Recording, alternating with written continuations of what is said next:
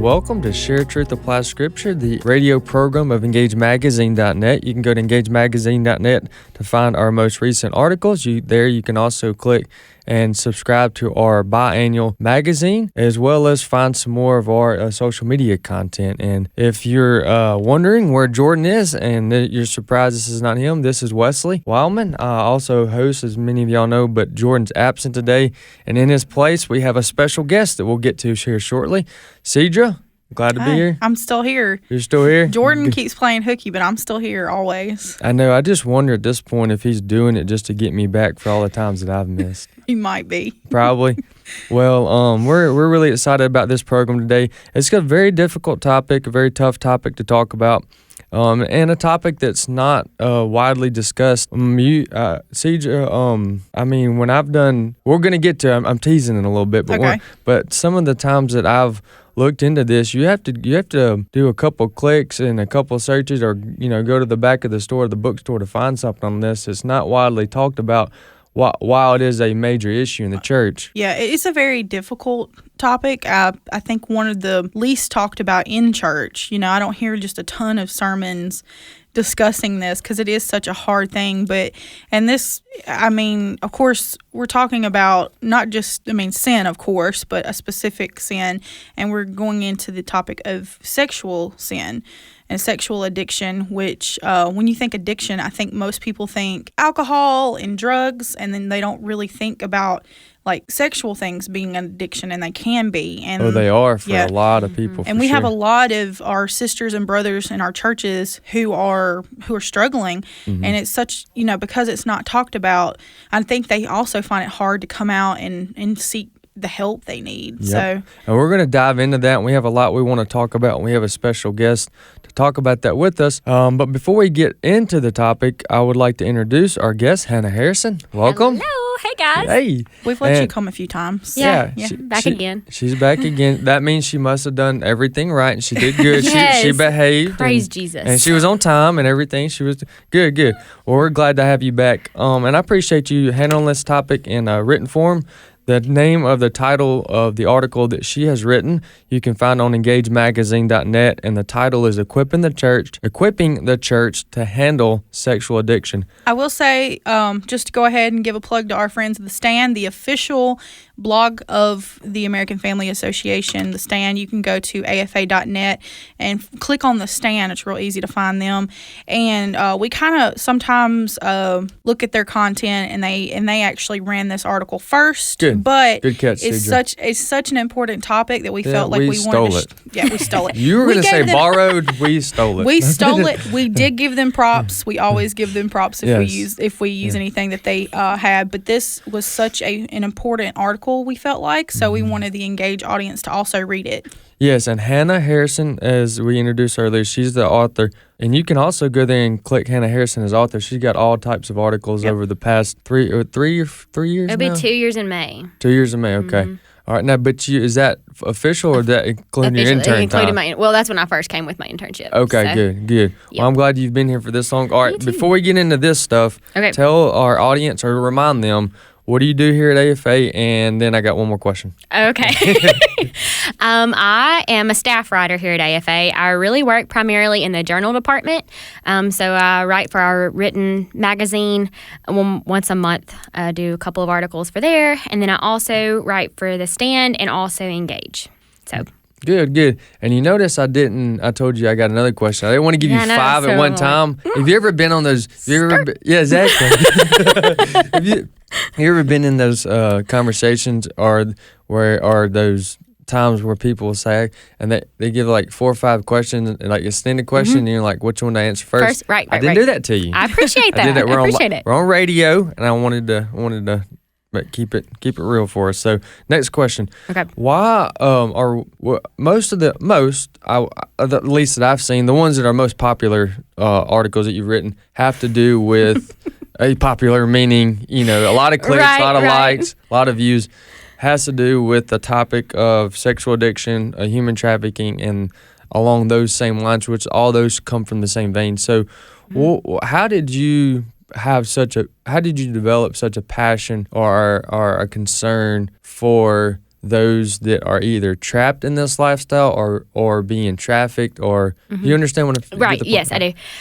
So it kind of goes back to my senior year in high school. I really didn't know what I wanted to do with my life, kind of praying about it. And the Lord really opened my eyes to the sex industry. And when I say that, growing up in the South, I guess I always had this this idea of what those women did, why they were there. They wanted to be there. It was this, it was that, whatever. And then really, honestly, one day the Lord just kind of woke me up and he said, hey, Hannah, I love them just as much as I love you. And they are worthy, and they, they can be saved. They need help. And so when I started realizing that and digging into just the different sections of the sex industry, because the sex industry includes, it includes pornography, it includes prostitution, it includes brothels and all of these different things, and human trafficking. And so it's not just one area. And all of these things contribute, especially to sex trafficking, which is really where my heart is. And so I think that the best way to help handle these situations is to first bring awareness. And so that's really where my heart is. And with your ministry, and how long have you had that? You said since about the end of high school? Senior year in high school, so probably about 6 years maybe. Okay, and your 6 or 7 years as you've studied this to the degree that you have you found to be true what I said at the beginning, or is it just Wesley's perspective that this topic is not being discussed like we're about to do, like right here on public radio discuss? Is that true? I mean, it's not common, at least. No, I don't think so. Yeah. And I was on with Will and considering Mickey. The problem that it is. Right, yes. Okay. And we were kind of talking about it, and I told them, I've never heard even sex trafficking hardly brought up in a sermon. Yes. And, as long as I've been in church. And I understand, too, the nature of the topic. Yep. That's if fair. You've got children in there, but I still think it should be addressed. That's fair. And there are other ways to do so. Yeah. But no, I never really heard anything about it until I started researching. Cedra, I know I'm going to let you jump in here in just a second. Let me say this. When you said, you're laughing at me. Why are you laughing at me? Well, she just made a face. Okay. I'm sorry. I didn't mean it. I don't even realize I did it sometimes. And the face was at me. It's okay. I can take it. Love it.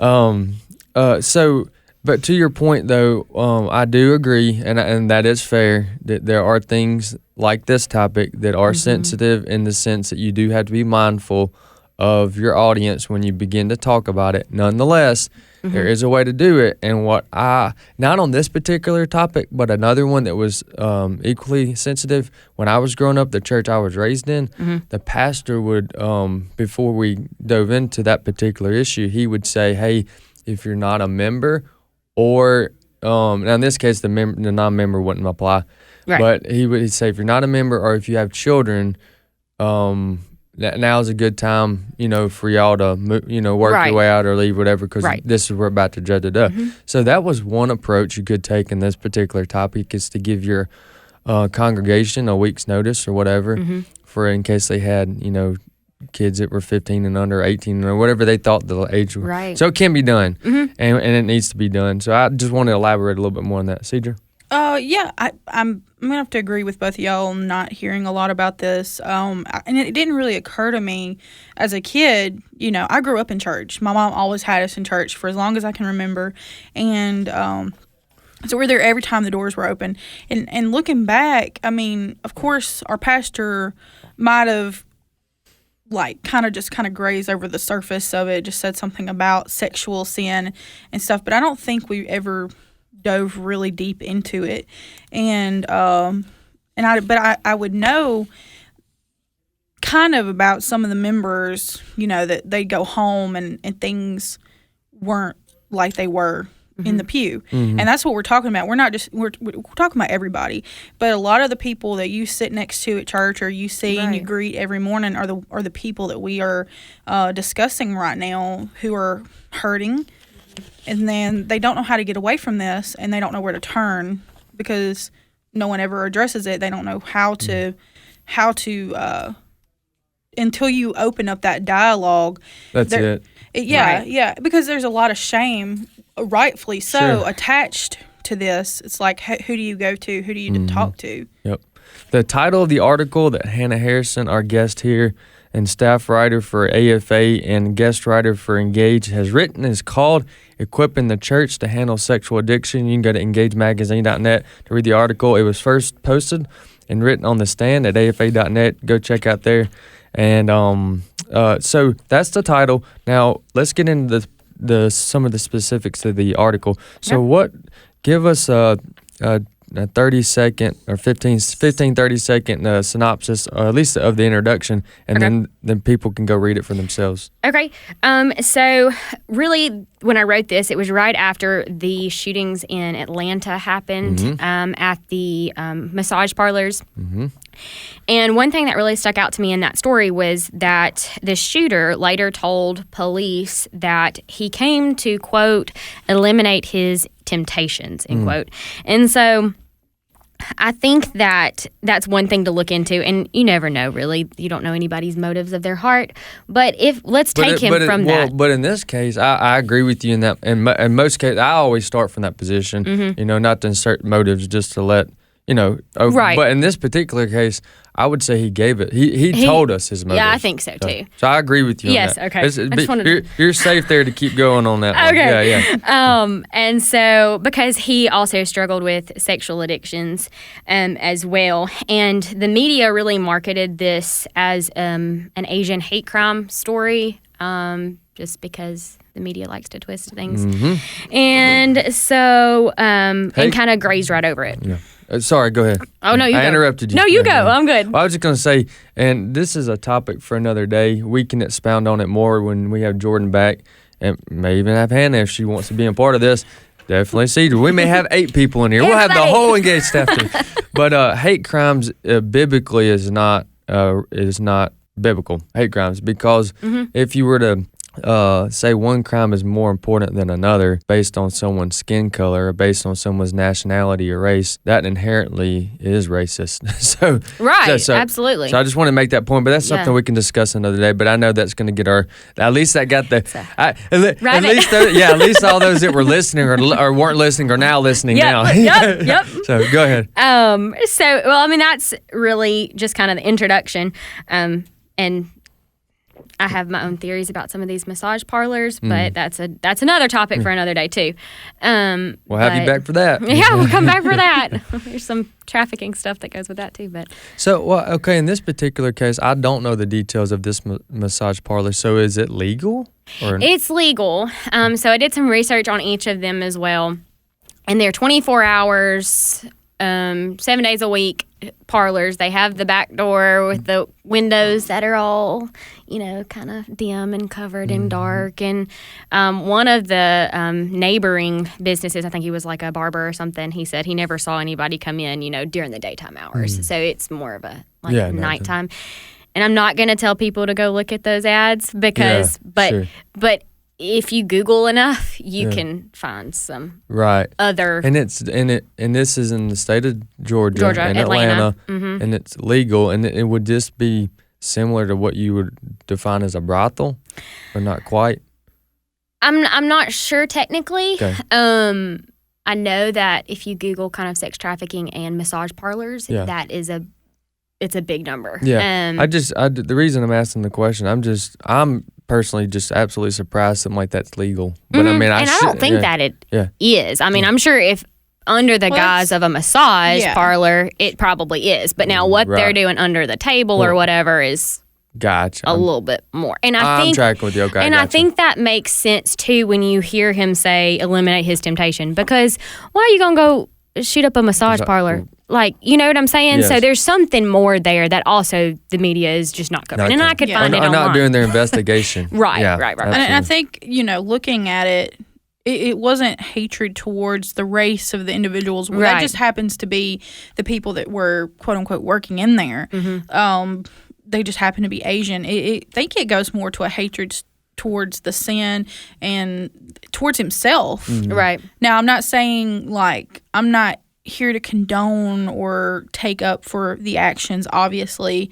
I just, think we need to kind of correct what the hatred is directed towards in the story. And so my next question, following the article that you've written, is that, and you made, and I highlighted here, I'm going to read it.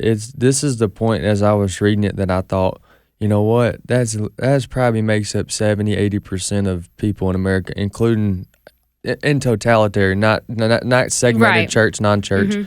But it says this, so why are we really surprised that this type of behavior is happening? I mean, so long as no one gets hurt, it's consensual, it's all good, right? And you said wrong. And then you went on to explain the ramifications of it.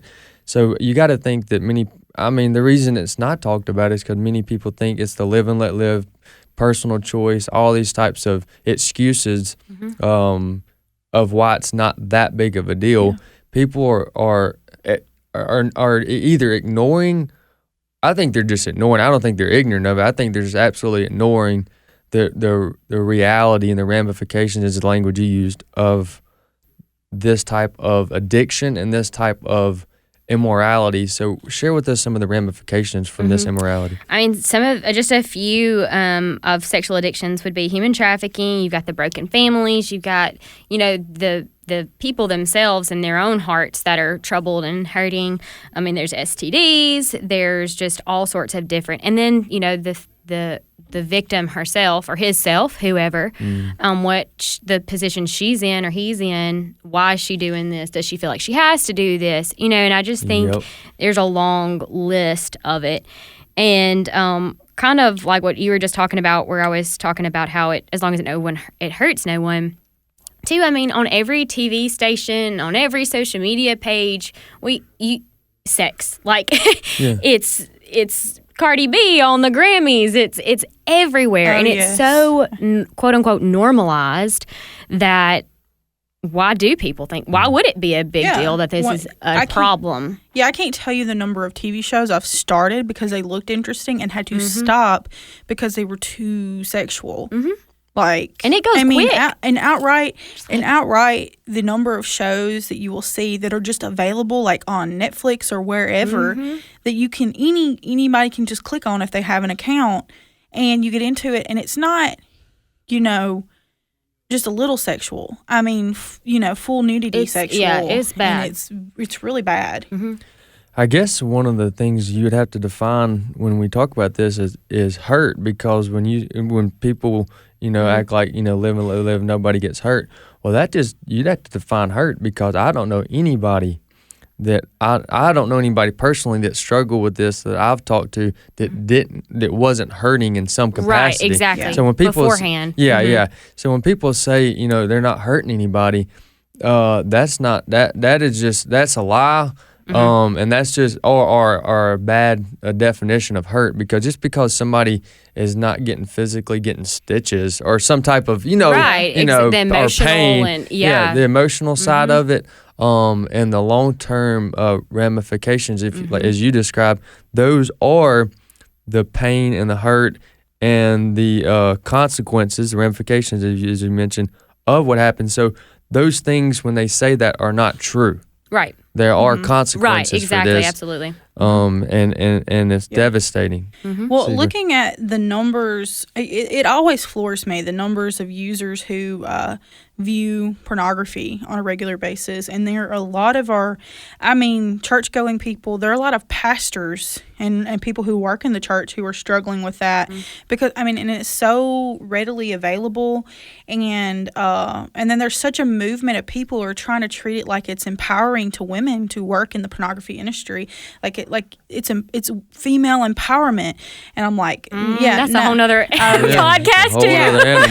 That's a whole nother thing. So that you've got people who are not just allowing it to happen, but trying to treat it like it's a good thing. That's bizarre. But the thing is the pornography and the human trafficking hand in hand together. All of it. And there's so many different, abortion plays into the human trafficking. Foster care, a lot of the foster care kids get pulled into trafficking. There are so many different connections to this industry and this particular topic. Yeah, absolutely. Unfortunately. Yep. All right. Well, as we mentioned at the beginning of the program, this is a very tough topic to talk about, but it needs to be discussed. Hannah has done her due diligence on this topic for the last several years, especially the last couple years here on staff at AFA. So we appreciate your ministry. We thank you for what you do. Appreciate it. And you can go to engagemagazine.net. We'll have her article up there. It's called Equipping the Church to Handle Sexual Addiction.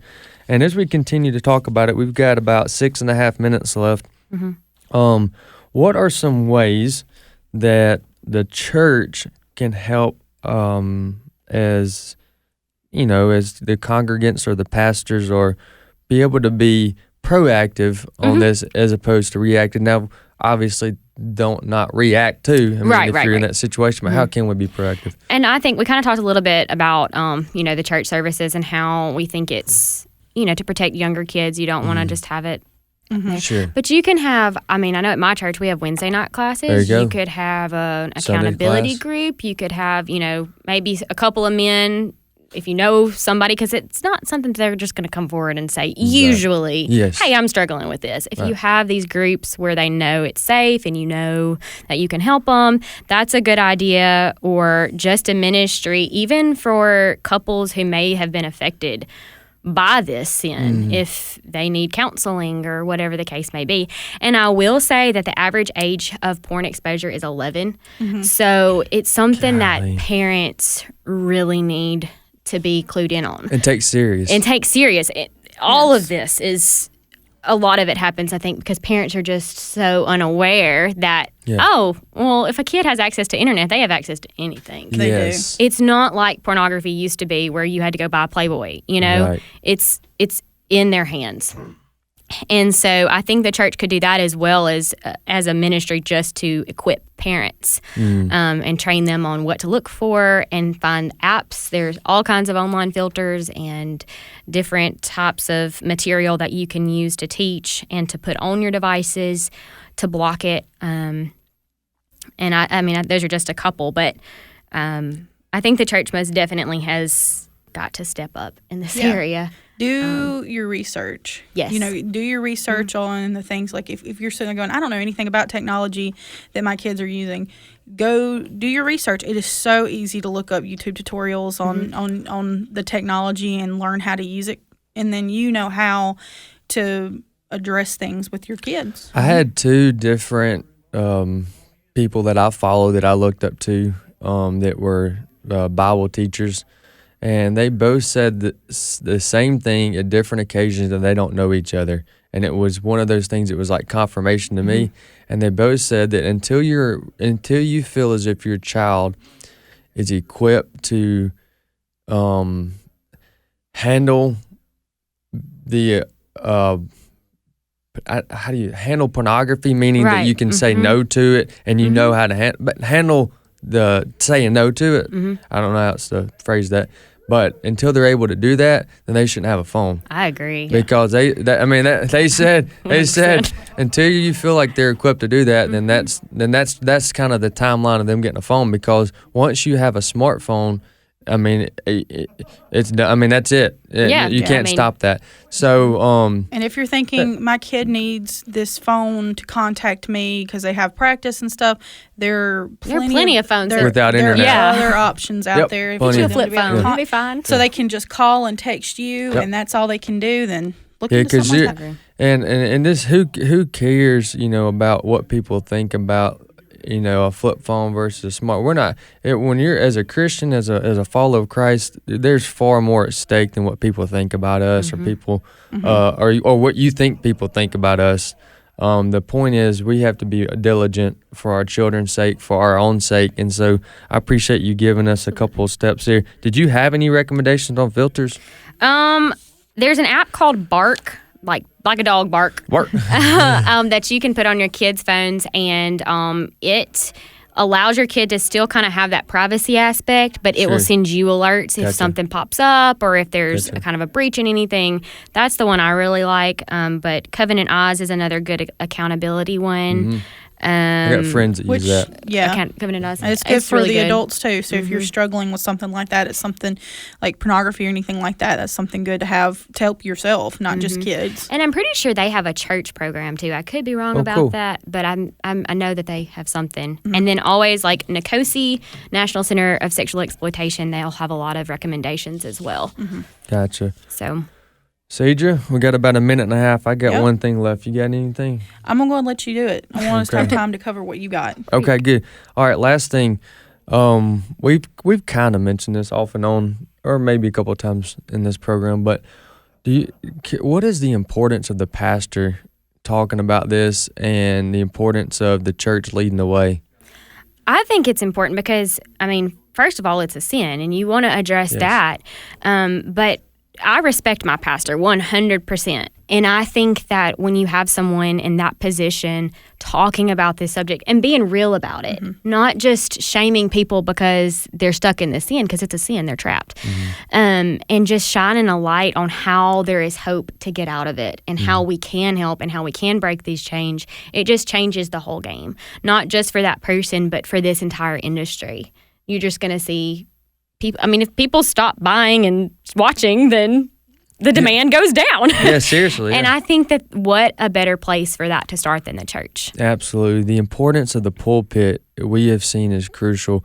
I would say, I've said many, many times before, the number one problem in America is the breakdown of the family, and number two is the silence of the pulpit. Now, there's great. I have been for many years the last person to criticize the church because I think the church does a lot of good things, and the church has its issues like anything else, and they work through those things. Nonetheless, the more and more, and the older I get, and the more I visit church and stuff, the more I am discouraged of the lack of courage. Courage, not compassion. We've got good compassion. We do. We need some more courage from the pulpit. And again, everything rises and falls on leadership. Well, we are out of time. Thank you, Hannah, for being on the program. Thanks for having me. Thank you, Cedra. You're welcome. Always remember to continue to share truth and apply Scripture.